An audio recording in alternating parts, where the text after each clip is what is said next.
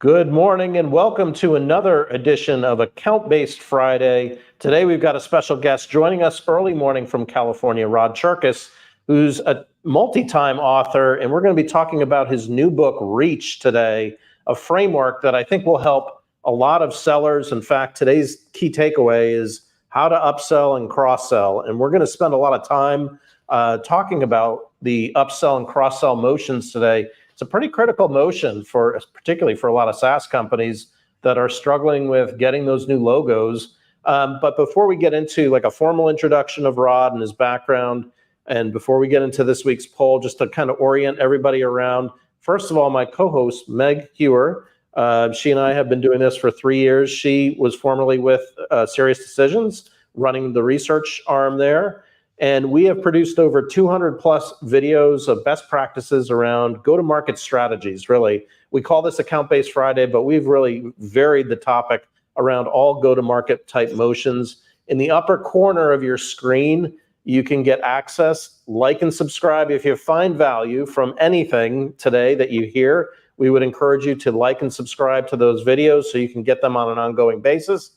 Of course, if you have any specific questions that you're trying to get answered, you can certainly ping one of us. We can either point you to one of the videos or perhaps we can help you directly as well. So format-wise, each week we start off with a poll, and let me pull up the poll here.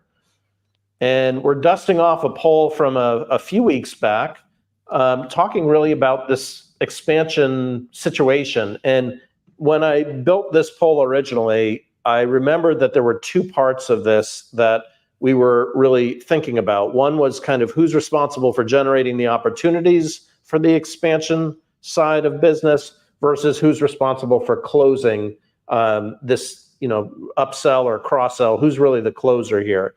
At the time, I think I voted for sales and AEs. I probably would still bend a little bit in that direction because I do think the sales and AEs are probably better equipped. But I don't know, Meg, what was your reaction to this poll? Yeah, I'm with you on that one. The word closing is the key thing here, I think.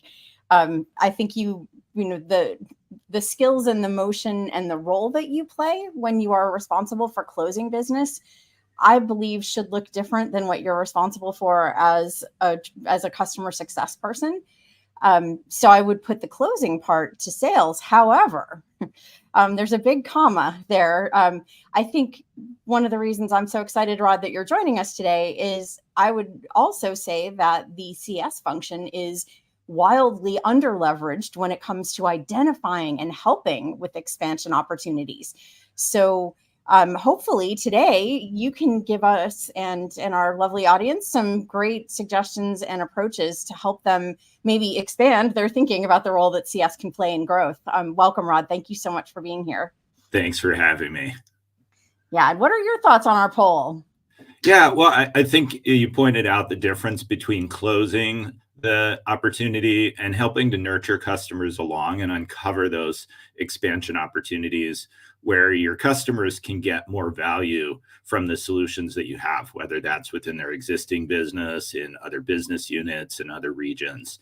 And as you mentioned, customer success teams, I believe, are very under-leveraged, and they're also under-enabled. And we'll talk a little bit about that today of, how to make sure that the customer success teams have the skills and expertise and now some tools that they might need to contribute to top-line revenue growth at their companies. Yeah. Well, and congratulations on your best-selling new book. Excited to have you talk a little bit about that. I'm guessing that some of the trends that you're seeing in the industry are part of why you wanted to embark on another book journey.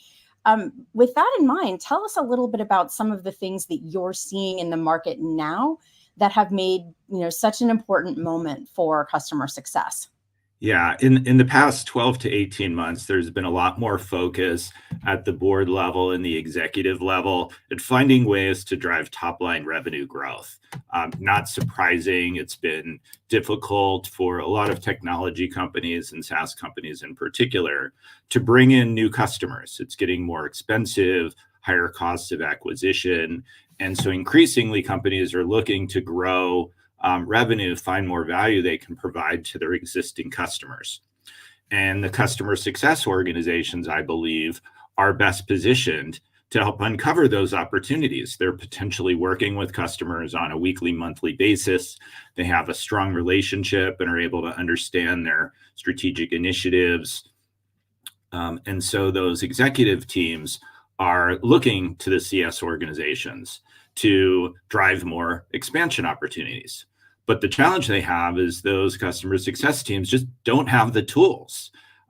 If you think of a sales organization, they've been trained and they've got methodologies that they use, like Medic or Spiced or Sandler or Challenger Sale. And they have rigorous processes that they use to help move customers from, early awareness through the buying funnel to first sale. But if you think about it, there's very little in place for existing customers to help uncover and leverage those expansion opportunities. And CS teams don't have that tool.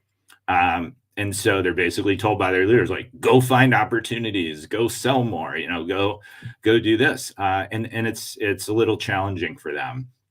So it turns out that Insight Partners, a venture capital company that has about 800 portfolio companies, did some research among its businesses and found that approximately 86% of companies had documented processes for onboarding. 68% had documented processes for renewals, but less than 20% had documented processes for expansion opportunities and uncovering expansion revenue, which really highlights this gap between what organizations need from customer success teams and account management teams and the skills and tools that they have available to do that. And so that is why I wrote Reach. Yeah, it makes a ton of sense. And you give an excellent framework here with Reach, which I'm sure we're going to dive deep into. Thinking about what you just said there and just our own experiences of seeing CS, typically what we see is almost a junior level function in CS.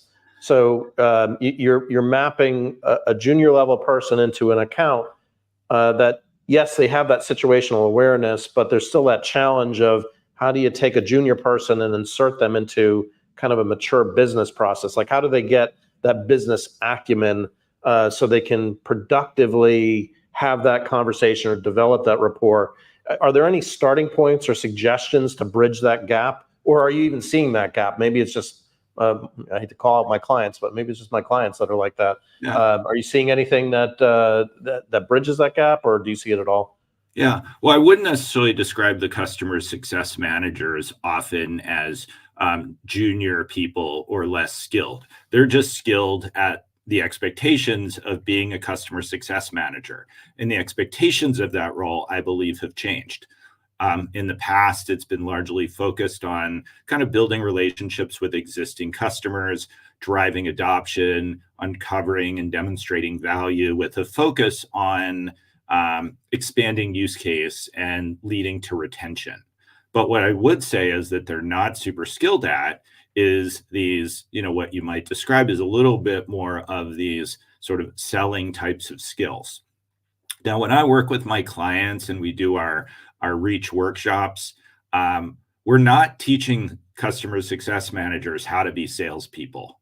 It's not their goal. If they want to be salespeople, they would go into sales, and it's not about doing that. But what we are doing is giving them tools and techniques for better listening while they're working with their customers to help uncover and listen for these clues to expansion opportunities, demonstrating and building their confidence that they can actually have these conversations about you're getting value. Right? I was talking to one client who was working with a very large apparel retailer, and they were working with this group in the US part of the business in one business unit, and there were peer leaders in other business units in other regions. And over a period of time, this customer success manager had encouraged them to expand across the other 3 business units, 3 other brands in the United States. And it was just supernatural. They weren't like aggressively selling. They were just listening to their needs. They had a peer that had similar requirements, and they bought more. And now they're at a place where they're talking about a global expansion. And that whole process can feel very natural. but the CSMs don't recognize that that's a skill set that they need to develop and work on. And so in this book, Reach, I outline a framework for how customer success managers and account managers can more systematically use data to help them prioritize where there's growth opportunities in their existing portfolio, focusing on those where there are growth opportunities, and then uncovering them and helping to move them along. Rod, you used a really good word there, natural, right? It should be natural if you've got a customer that's happy with the impact your product or service is making, that the CS person would come across opportunities, legitimate opportunities for more business. Why is it that I think there's sort of not a competition, but I would say there's a reluctance from sales to tap into the knowledge of the CS person in the account?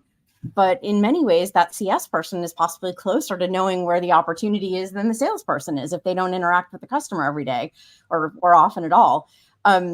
So I'm curious to know, how you would advise CS teams and sales teams to work better together. Yeah, I think that communication process is very important. And it kind of boggles me if I was a sales leader who was dependent on these expansion opportunities for generating their commissions, why you wouldn't lean more on the folks that have those direct relationships that are, day in and day out working with those customers and sharing information more effectively. When I do work with clients, one of the things I'll do is I'll have the customer success leaders that we're trying to help change the mindset of their organization. We'll go find sales account executives and we'll ask them, okay, let's find a couple of account executives who work really well with your customer success team and ask them about why they do that and what the behaviors are. And also we'll interview account executives who don't and ask why. And it's really interesting to see the difference because almost universally, the account executives who work well with the CS teams get better results because they're learning more information. They can split up responsibilities. We're not talking about who owns the account, right? We're not talking about who's going to close the sale, but it's about learning where there are these pockets of knowledge. Are they providing value? Is there an advocate within the organization that can be a reference for some other part of the business? And so this quick communication in Slack or Microsoft Teams or a 5-minute check-in call to just share something new is so important to help grow the accounts.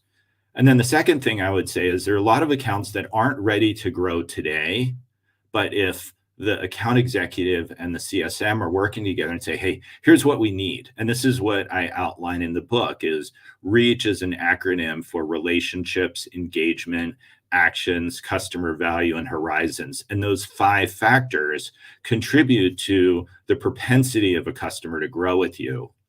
And sometimes the customer is not ready to grow for one or more reasons, like the relationship factor. You might not have an advocate. They might be completely indifferent to your solution, or they might not be seeing value from your solution. So why would they buy more of it? Well, the CSM can work with that customer over a period of weeks or months to help close the gap and make it more likely that the company will buy with you. Maybe not immediately, but 3 months from now, 6 months from now, because your business will still be there. And the account executive may be focused on what can get sold this quarter versus taking a 6-month, 9-month view of where the account needs to go and where it can grow. So that collaboration can be incredibly important. Yeah, that's a great point about the collaboration. And just thinking about, there are probably different scenarios here for cross-sell, upsell, and thinking about your framework. In a larger company, sometimes in our experience, the buying group may kind of morph as you're cross-selling and upselling. So your product might be into one group, and then as you're upselling and cross-selling, it may actually be another group versus, say, a single product SaaS where the person that you're dealing with is really helpful to do that cross-sell, upsell within their own chain of command, so to speak. Is there any advice for that first use case of perhaps an enterprise type motion where like in your framework? Is there a way that you identify, or at what point do you identify that to say, hey, look, this is a different buying committee, in which case maybe sales is better equipped to do that? I don't know. Like, do you have any feelings on that? Well, I do. Different companies organize their selling motions differently, and I think at at strategic and very large enterprises, they do have account executives or account managers who are primarily responsible and quoted for the expansion. And my point isn't about the CS team should take over that responsibility. It's just that the CS team, I believe, should be leveraged more and be trained and have tools to contribute to those expansion opportunities, so that the AE has more leverage into the company.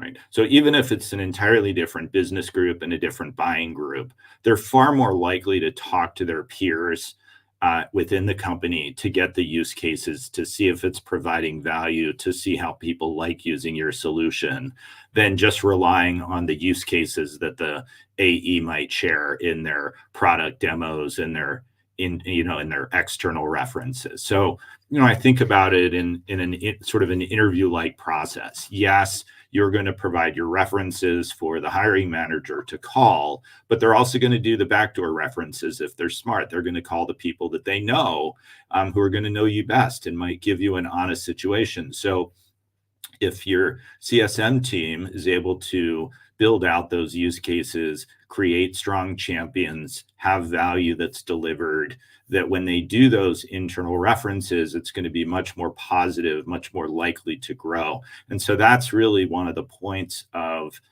the REACH framework, is what can the CSM be doing to make the customer increase. I describe a term that I trademark called the growth propensity index, which is a measurable way of identifying what is the growth potential of this account, so that the CSMs and account managers can focus on accounts that have highest likelihood to grow and not spend as much time and sort of waste their investment time on companies that don't. So that early prioritization is important. And then once you've identified those accounts that have the higher propensity to grow, coming up with an action plan. And this is what I do in my trainings and workshops with my clients, is help them first have that framework for our prioritization, and then develop the skills and role-playing techniques around uncovering and listening for those expansion opportunities to develop the action plan and account expansion plan. Yeah, Rod, I like the sound of that. That's just, it just makes sense, right? And kind of thinking about that, for some companies that are on a calendar fiscal year, we're just about halfway through the year. And I'm sure there are a lot of people taking stock of where they think they're going to end the year, and making plans to make their plan. What would you recommend if a company finds itself needing to uncover or close more expansion revenue at this point? And how could CS and sales work together to have a shared plan to make plan? Yeah, I think that one step that they should take is alignment on which are the accounts that the organization's going to focus on for expansion, and then putting together these expansion account plans that aren't just focused on the sales team, but also bring in the customer success team to help move them along.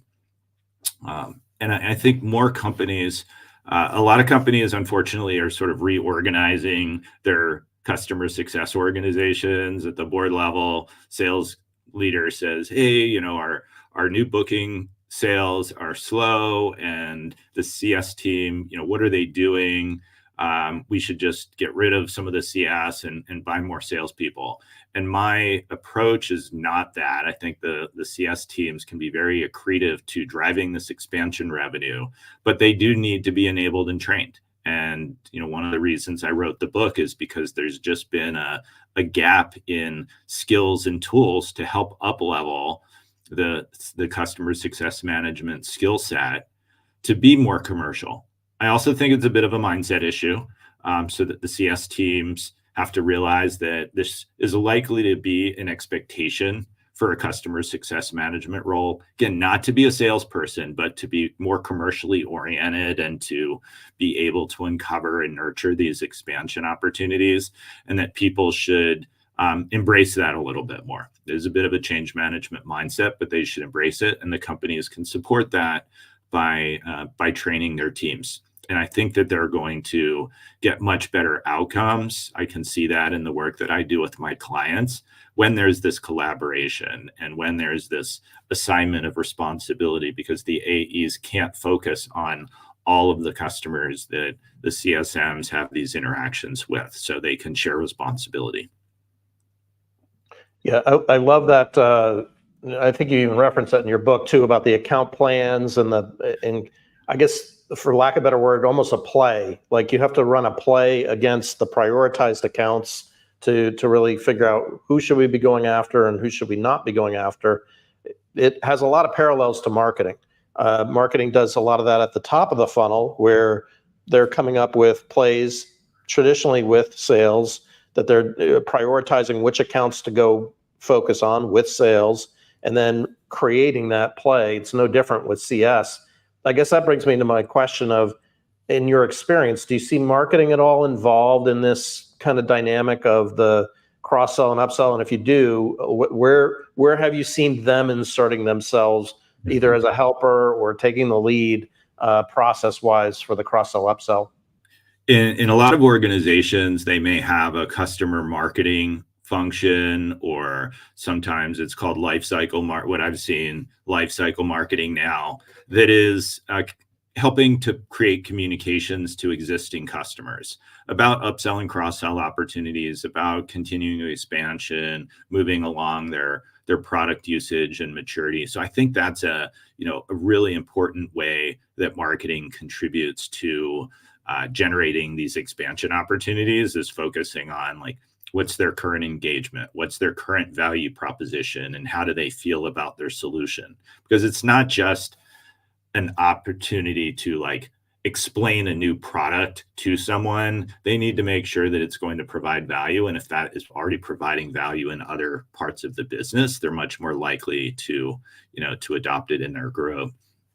I wanted to touch on a point you brought up, sort of the Serious Decisions. And Meg, I don't know exactly when you were at Serious Decisions, but in the book, I lay out a slightly different version of a customer expansion waterfall. So the original, you're the expert in it, so I don't want to overstate, but the original Serious Decision waterfall kind of took you from awareness to purchase. And in the book, I lay out some steps in an expansion waterfall of the customer success manager identifying it and sort of creating a customer success qualified lead. But then importantly, the sales team needs to accept it. It's not just about, did I identify something and put it in the CRM and then my job is done, but have the sales teams and or whoever's responsible for driving the closure sort of accept it. And this is a real opportunity. And then what do I need to do next? What does the CSM need to do next to help move it along? And so I'd be curious at some point, maybe outside of this, to have you take a look at that and see, how that model could work in driving expansion. Absolutely. That would be fun. And I think you bring up a point that I think a lot of people kind of in the early days of the waterfall struggled with a bit, that concept of sales acceptance. It felt like a pass-through stage, but it's not. It's actually critically important. And when used correctly, to the way you just described it, it actually becomes a lever for understanding and communication. Because if you see leads being ignored or not accepted, well, that's your first cue to go figure out why. And then if they are getting accepted but not closed, again, it just gives you this much greater sense of visibility into the health of your pipeline. And to your point, if you're asking CS to acquire new skills, to adopt new processes, and to add to what they are expected to deliver to the business, then they're going to have an expectation along with that people are going to give them some feedback on what they're doing. And that step is one of the ways you do it. So I think it makes a ton of sense anyway.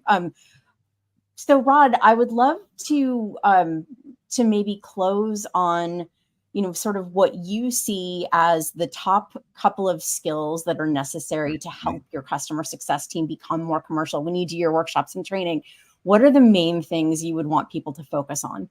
Yeah. So one is to be deliberate in the interactions that you have with your customers, that you're always thinking about how can you be providing more value to this customer and to their organization. It doesn't need to be about how am I selling more to them, but if you turn it around and flip it into how can they be getting more value from your solutions, it becomes part of your day-to-day.